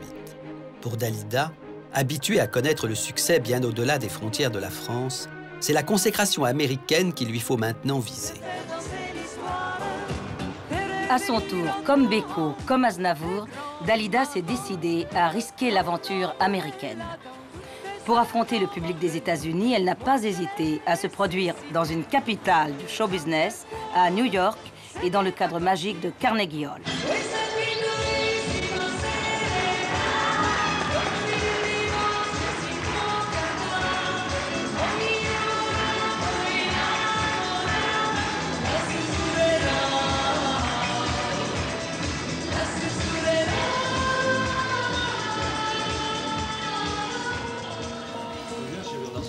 De la maison de Corse du week-end de Pâques.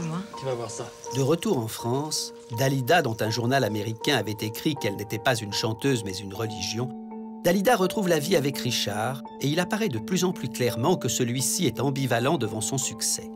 Il s'en réjouit en tout cas autant qu'il en souffre et incapable d'être à la hauteur de celle qu'il aime encore, il s'abandonne au ressentiment, pire, à la violence, jusqu'à finir un beau jour par devenir le héros d'un tragique fait divers. Il y avait de la lumière dans la chambre de l'employé de maison. Qu'est-ce qu'il fait? Il monte avec un fusil. Déjà, ça, c'est pas normal. Et alors, quand il ouvre la porte, il y avait quelqu'un. C'était le fiancé de la femme de chambre. Il a tiré, ou il est parti, le coup est parti, parce qu'il était imprévisible. Le fiancé de la femme de chambre est grièvement blessé. La police interpelle Richard Chanfray et en dépit d'un pieux mensonge tenté par Dalida pour le disculper, il se retrouve bien vite en prison. Dali a annulé tous ses concerts, elle a tout annulé. Elle a passé ses journées chez elle à pleurer, à faire des coussins. Elle a fait au moins 200 petits coussins comme ça, brodés, machin. Elle était follement amoureuse de lui. Et pour elle, le fait qu'il soit absent, qu'il soit en prison, etc., c'était épouvantable. Vraiment, plus rien ne l'intéressait à ce moment-là. Mais je pense qu'à partir de ça, ça a donné à réfléchir à Dalida. Qu'elle a compris que je ne sais pas s'il pouvait être l'homme de sa vie ou... Ça l'a fait réfléchir. Dalida n'a vraiment pas eu de chance avec plusieurs des hommes qu'elle a aimés. Vous expliquez comment cette compulsion de répétition? Ces hommes apparemment très différents, on s'aperçoit qu'ils ont en commun une enfance très difficile, un problème de père toujours. Dans le cas de Lucien Maurice, le père a été emmené en camp de concentration. Il a vécu enfant pendant la guerre dans Paris, quasiment orphelin tout seul, quelque chose de très très difficile. Luigi Tenco n'avait pas de père, élevé par sa mère. Il collectionnait les armes, donc aussi une espèce de fascination pour la violence. Dans le cas de Saint-Germain aussi, il y avait un père défaillant, élevé par une mère seule, une jeunesse délinquante. Jugé pour tentative d'homicide involontaire, Richard échappera à la prison et restera encore un temps auprès de Dalida. Mais elle n'imagine plus, si tant est qu'elle l'a imaginé un jour, qu'il aurait pu devenir le père de ses enfants qu'elle n'aura pas, et dont elle dit encore qu'il lui manque, mais sans plus y croire. Quand mon fils est né, elle est tout de suite venue à la clinique, elle m'a plus quittée, enfin elle adorait les enfants, elle aurait rêvé d'en avoir. Et plusieurs fois, je lui avais posé la question et elle m'a dit « j'aurais pas été capable », parce qu'elle se croyait incapable de tout. C'est fou, elle savait tout faire, elle pouvait tout faire, et elle avait toujours l'impression d'être en deçà de ce qu'elle pourrait faire. Elle avait le sentiment qu'elle-même, de par son travail, ne serait pas suffisamment présente, qu'elle avait beaucoup souffert de solitude enfant, et donc elle trimballait un malheur d'enfant, un malheur de petite fille, dont je pense qu'elle l'a à peu près traîné toute sa vie. Est-ce que c'est pour ça qu'elle a choisi d'avorter après le suicide de Tenco? Parce qu'elle a été alors enceinte de ce jeune étudiant italien avec qui elle a eu une aventure. Il était hors de question pour elle de se mettre avec quelqu'un qui avait 10 ou 12 ans moins qu'elle. Et en même temps, je pense que la chose qui l'a vraiment le plus retenue, ça a été qu'elle avait peur. Elle a dit « je ne suis pas dans un état normal, j'ai peur de transmettre à cet enfant mes propres angoisses ». Cet idéalisme qu'avait Dalida par rapport à sa relation avec un homme eût été différente si elle avait eu un enfant. J'en suis persuadé. Persuadé. Je crois que ça, c'est probablement le plus important pour comprendre sa souffrance quand souffrance il y a. On a occulté beaucoup ça en Dalida. C'est une mère qui ne voulait pas avoir d'enfant, mais en fond d'elle, elle était profondément mère.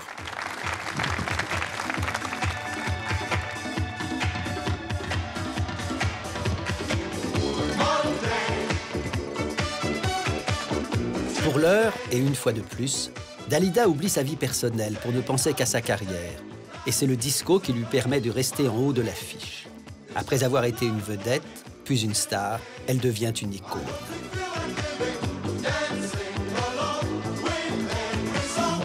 Je vis d'amour et de rire, je vis comme s'il n'y avait rien à dire. J'ai tout le temps d'écrire mes mémoires, d'écrire mon histoire à l'encre bleue. Laissez-moi danser, laissez-moi danser, chanter en liberté tout l'été. Elle devient une disco queen, ce qui était complètement inattendu quand on se souvient de cette chanteuse orientale venue d'Égypte, très, très pudique. Dalida, à cette époque-là, dans les années 70, s'empare du disco, elle devient une des pionnières du style et elle véhicule vraiment une ambiance joyeuse, festive, elle fédère. Moi, je vis d'amour et de risque quand ça ne va pas. Je tourne le disque, je vais, je viens, j'ai appris à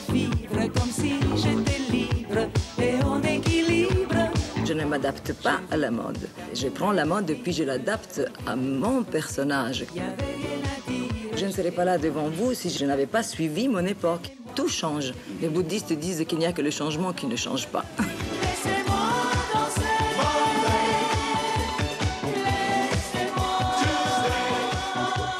Dalida était une créature qui plus est hollywoodienne, donc ça fait rêver, c'est du glamour.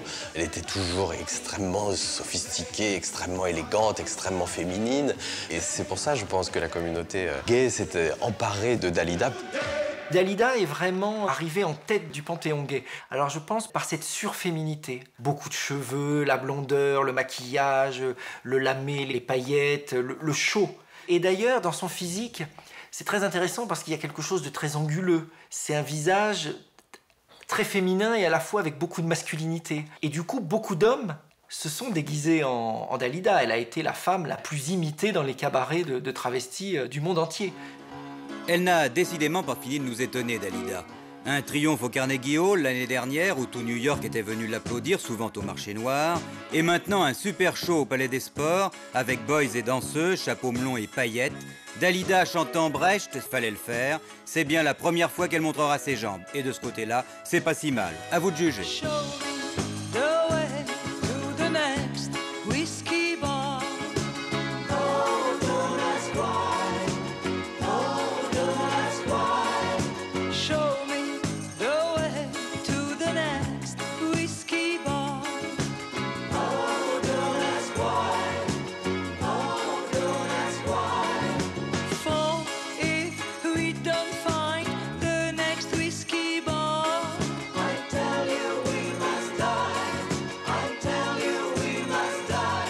J'ai fait des études chez les bonnes sœurs, donc il fallait même pas montrer un petit genou.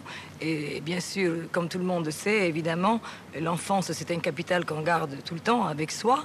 Et elle nous poursuit partout.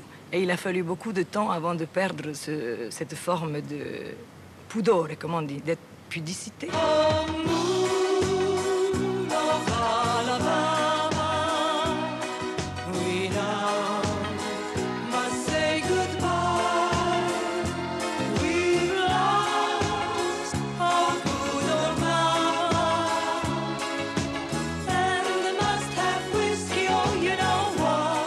C'est vrai, oui, que finalement, c'est une transformation totale. C'est plus qu'une évolution, je crois, chez moi. C'est une forme de transformation.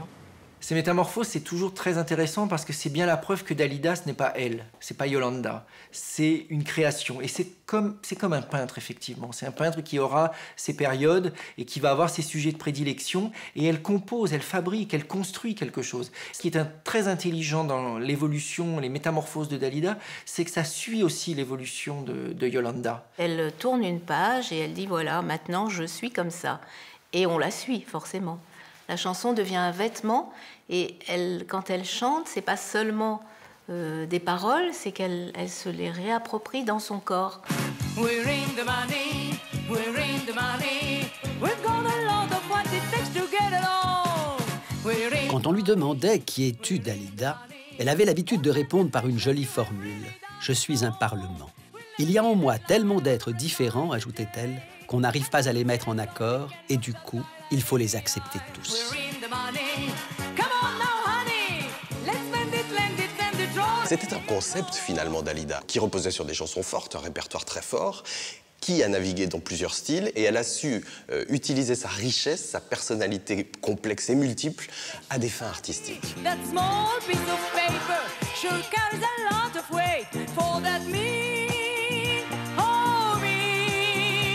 C'était une des pionnières là aussi, à proposer au féminin ce qu'on appelle encore aujourd'hui des shows à l'américaine. Dalida débarquait sur scène avec 12 changements de costumes dans un spectacle, avec 30 musiciens, 12 danseurs autour d'elle, ses boys qui la suivaient. Elle avait des tenues hallucinantes, extravagantes. Elle était vraiment l'incarnation du show spectaculaire qui faisait rêver la génération de l'époque et qui épatait ceux qui avaient connu Dalida dans les années 50 où effectivement elle apparaissait un peu figée derrière son micro, un peu timide, en chanteuse exotique. 1956-1981. Ah, c'est sûr, en 25 ans de carrière, Dalida avait changé. À un moment donné, on s'est posé la question, Dalida a eu tellement de récompenses, qu'est-ce qu'il faut lui remettre justement pour les 25 ans de carrière? Et puis Orlando a eu cette merveilleuse idée, le disque de diamant. Et c'est comme ça d'ailleurs qu'est né le disque de diamant, qui n'existait pas avant, tout simplement. En 1981, un autre événement, politique celui-là, marque la vie de Dalida. L'élection à la présidence de la République de François Mitterrand. Dalida et François Mitterrand étaient très proches depuis plusieurs années, depuis un mémorable concert auquel le tout nouveau premier secrétaire du Parti socialiste avait assisté à Marseille. À 6 heures du matin, le téléphone de l'hôtel où dormait Dalida sonne. Qui c'était? François Mitterrand. Il dit, je vous réveille. Il a dit, excusez-moi si je vous dérange, mais on a omis de nous changer le téléphone. Déjà, alors, elle a donné, ils se sont échangés le téléphone. Et Dalida, en rentrant, elle était très amusée. Elle fait à Rosie, mais tu t'imagines, Rosie, quel culot. Il m'appelle à 6 heures du matin pour monter le téléphone. Je suis lost tout. Et à partir de là, c'est une très, très, très belle amitié. Le couple Mitterrand-Dalida, oui, c'est très mystérieux, d'autant plus mystérieux qu'on n'a finalement pas de témoins. Apparemment, c'est une histoire qui s'est vécue de façon très clandestine, rue d'Orchamps, chez Dalida, des rendez-vous du soir, des dîners. Ce qui est évident, c'est que Dalida a été totalement fascinée par Mitterrand. Mitterrand était séducteur, mais il était un grand intellectuel.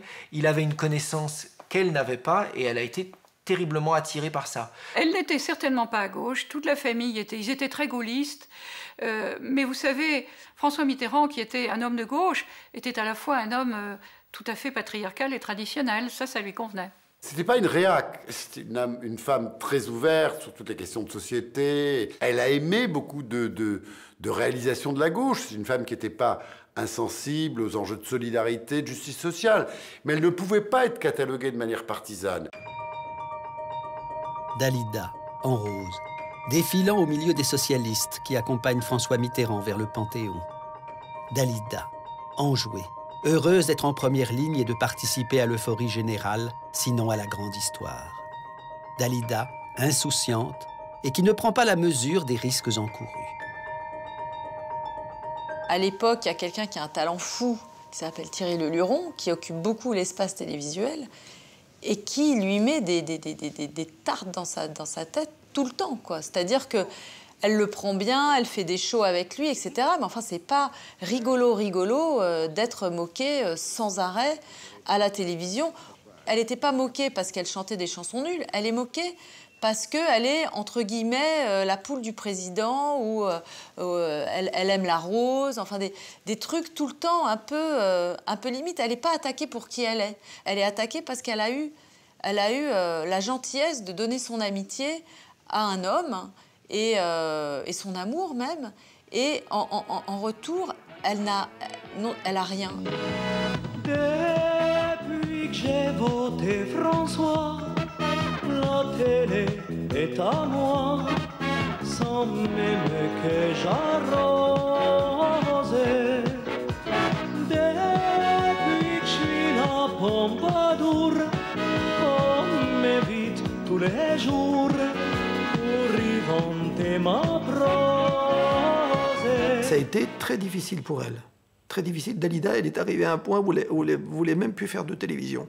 Pour pas qu'on lui dise que c'était grâce à Mitterrand si elle faisait des télévisions ou si elle avait des spéciaux ou choses comme ça. Ça n'avait aucun sens. Ça n'a aucun sens puisque Dalida a toujours été dans les télévisions. Tout le monde la prenait partout, dans toutes les télés, donc elle n'avait pas besoin d'être ni de gauche ni de droite. Ni de gauche, ni de droite. Et comme pour le prouver, Dalida saisira en 1983 l'occasion d'une fête organisée par Line Renaud en l'honneur de son mari, Loulou Gasté. Tout Paris est là, et la presse, bien sûr. Jacques Chirac est assis à la table juste au pied de la scène, et à un certain moment, Dalida va sur scène pour rendre hommage à Loulou. Et on chante le soir, toutes les deux, en duo. Et puis quand on a terminé la chanson, qu'on descend de scène, il restait qu'une petite marche, Jacques Chirac, et tout le monde, toute la salle était debout, Jacques Chirac était là. J'ai poussé un tout petit peu Dali.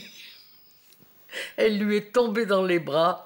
Elle s'est accrochée à son cou et ils s'embrassaient tous les deux. Et moi, je me suis glissée sous la table pour surtout ne pas être dans le milieu de ce moment important. D'ailleurs, ça fait la une de toute la presse le lendemain. Même si elle réussit à calmer le jeu, en se faisant dès lors plus discrète, Dalida mettra du temps à se remettre de son immersion douloureuse dans la politique. Et ce, d'autant plus que 1983 est doublement sombre. C'est l'année où Richard Chanfray, dont elle est séparée depuis 2 ans, décide à son tour de se tuer, comme Lucien Maurice, comme Luigi Tenco. Et c'est aussi l'année où Dalida franchit le cap redouté de la cinquantaine. Vieillir n'a jamais été l'un de ses projets, et son âge la déboussole. Elle s'est regardée, elle dit, mon Dieu, voilà, je vais vieillir, il n'y a plus personne, aucun homme qui voudra de moi. Ça je me rappelle toujours, que je disais, mais ça va pas. Je dis dans ta tête, regarde-toi. Elle avait un physique d'une jeune fille de 16 ans, vous savez, je l'ai vue souvent à poil, comme on dit. Je dis, mais tu ne te vois pas comment tu es, tu es magnifique et tout ça. Elle me dit, non, c'est fini. Elle ne supporte pas du tout le sentiment du vieillissement physique. C'est quelque chose de très dur pour elle, qui a surmonté, enfant, un sentiment terrible d'infériorité par sa beauté. Et tout d'un coup, voilà que ça, elle ne peut plus vraiment, de la même manière, compter dessus, et elle le vit vraiment très mal. Et c'est une période où elle se fait beaucoup opérer des yeux, parce qu'elle a mal. Elle, à un moment, elle dit « je suis prête à devenir aveugle, mais je veux plus avoir mal comme ça ». Et souffrir en permanence dans un corps, c'est pas rien. Elle disait toujours « tout le monde a sa croix, moi, ma croix, ce sont les yeux ». Toute ma vie, j'ai souffert avec ce problème. Elle dit « ça ne finira jamais ». Symboliquement, c'est quand même assez incroyable, quand on a cherché la lumière toute sa vie dès son enfance, de finalement ne pas pouvoir la supporter. Son entourage le constate avec tristesse et angoisse. Dalida va de plus en plus mal. Je pense qu'elle était épuisée, parce que la dépression par épuisement, ça existe. Elle avait travaillé énormément toute sa vie, elle avait besoin de repos. Or, elle ne pouvait pas se reposer, parce qu'elle se sentait constamment déchirée, et qu'elle écrivait dans ses écrits intimes que le moment où elle était sur scène et chantant devant son public était le seul moment où elle avait le sentiment que les morceaux se recollaient et qu'elle s'unifiait. Sinon, elle avait ce sentiment constant d'être déchirée. Elle avait perdu l'habitude d'être une autre que Dalida. Je pense qu'elle avait perdu l'habitude d'être Yolanda. Sa vie de femme avait été tellement reléguée au second plan. Toutes ces histoires étaient liées au personnage de Dalida. Les hommes qu'elle a aimés ont aimé Dalida. Dalida a pris tellement la place qu'elle n'a plus réussi à exister autrement que par cette Dalida en question. Parce que le problème du vieillissement, pour une artiste de musical, c'est un gros problème. Peut-être que ça l'est plus que pour quelqu'un, pour un acteur de cinéma ou de théâtre. Parce que c'est normal qu'arrivé à un certain âge, une femme ne peut plus chanter des chansons d'amour que quand elle est une jeune femme. On ne peut plus la croire. Par contre, les acteurs et les actrices, elles peuvent très bien changer de rôle avec leur âge. Donc je pense que dans le musical, oui, l'âge, c'est quand même quelque chose d'important. Même si Dalida ne parvient pas à remonter le temps, le destin se décide alors à lui tendre la main, en lui proposant le premier rôle d'un film prestigieux, Le 6e jour, réalisé par le cinéaste égyptien Youssef Chahine. Cette proposition l'enthousiasme et elle accepte avec joie. J'ai perdu mon identité parce que les cheveux, bon, pour moi, c'est quelque chose d'important. Les mains, tout ça, on m'a coupé les ongles, il n'y a pas un cheveu qui dépasse. Mais c'est formidable parce que je vis une histoire, je la sens en moi et je vis quelque chose de différent, une femme différente. Et je ne sais pas qui c'est Dalida. Hélas, au bout du compte, et même si elle se montre parfaite, le résultat est l'inverse de celui qu'elle pouvait espérer. Le film de Chahine a été terrible. Ça a été une mauvaise idée pour Dalida de rentrer dans un film comme ça.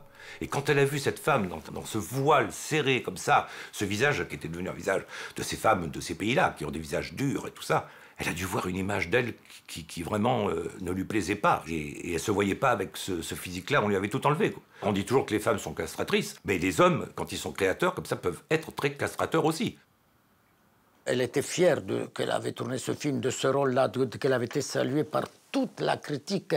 Mais ce n'est pas l'image qu'elle voulait laisser d'elle. Quand elle s'est vue sur l'écran, un peu vieillie et tout ça, car c'est ça qui allait arriver avec le temps. Hein? Elle n'a pas voulu que le temps fasse son œuvre, elle a voulu le dévancer. Et surtout, elle a dit toujours cette phrase, « Personne baissera les rideaux pour moi. C'est moi qui mettrai le mot final. » Il m'arrive souvent d'en vouloir à Yolanda de nous avoir privés si vite de Dalida. Les mois qui suivent sont terribles pour celle qui chante désormais son désir de mourir sur scène. Faute de savoir nommer ce qui lui arrive, ses proches parlent d'une aggravation de la dépression et ils se désolent de leur impuissance. Au quotidien, Dalida n'est pourtant pas seule, mais cela ne vaut guère mieux. Avec l'énergie du désespoir, elle est tombée amoureuse de François, un médecin brillant, mais déjà marié et nullement prêt à divorcer pour elle. Elle a beaucoup capitalisé sur cette histoire, beaucoup espéré, et elle aurait même dit que c'était sa dernière chance, que cette histoire, c'était vraiment son va-tout. Elle avait été habituée à avoir des hommes qui étaient chez elle tout le temps, qui dépendaient d'elle. Mais lui, il faisait autre chose, quoi. Il vivait autre chose. Et ça, c'était pas supportable pour elle. Elle avait l'impression que... Elle n'avait pas l'impression. Elle m'avait dit, c'est le dernier. Elle vivait de plus en plus dans la petite pièce qui était contre sa chambre avec Jacqueline, son habilleuse, à taper le carton. Elle avait arrêté les dîners du dimanche soir où elle recevait tous les copains. La maison de la rue d'Orchamps était souvent close, les volets fermés. Enfin, il y avait quelque chose de crépusculaire. Elle sortait avec Jacqueline, elle allait dîner avec Jacqueline, elles allaient au cinéma, toutes les deux, et elle s'ennuyait, c'est certain ça. Elle était malheureuse, et elle était malheureuse tout le temps. Tout à coup, elle se mettait à pleurer, elle avait les larmes qui coulaient, elle était d'une tristesse. On sentait que plus rien ne fonctionnait vraiment. Vers la fin, Orlando avait essayé de lui faire reprendre une analyse. Il savait qu'elle n'était pas allée au bout, et elle lui avait dit non, que ça, pour elle, les années d'analyse, ça avait été l'enfer. Elle disait « je ne retournerai pas en enfer ».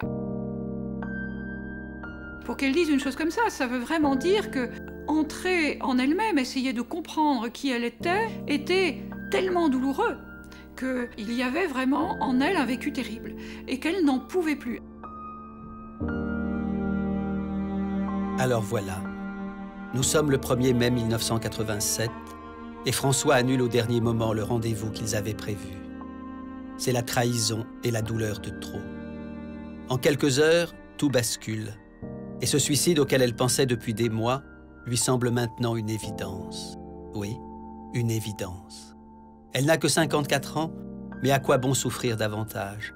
À quoi bon attendre encore que les années la consument un peu plus? Et comme si cette mort choisie était la conclusion logique de son destin, elle retourne contre elle cette détermination, ce courage, cette noblesse aussi, dont elle avait fait preuve toute sa vie pour devenir une étoile et le rester. Pour ne pas vivre seul, on vit avec un chien, on vit avec des roses ou avec une croix. Pour ne pas vivre seul, on se fait du cinéma, on aime un souvenir, une ombre, n'importe quoi. Pour ne pas vivre seul, on fait des cathédrales où tous ceux qui sont seuls s'accrochent à une étoile. Pour ne pas vivre seul, je t'aime et je t'attends pour avoir l'illusion de ne pas vivre seul.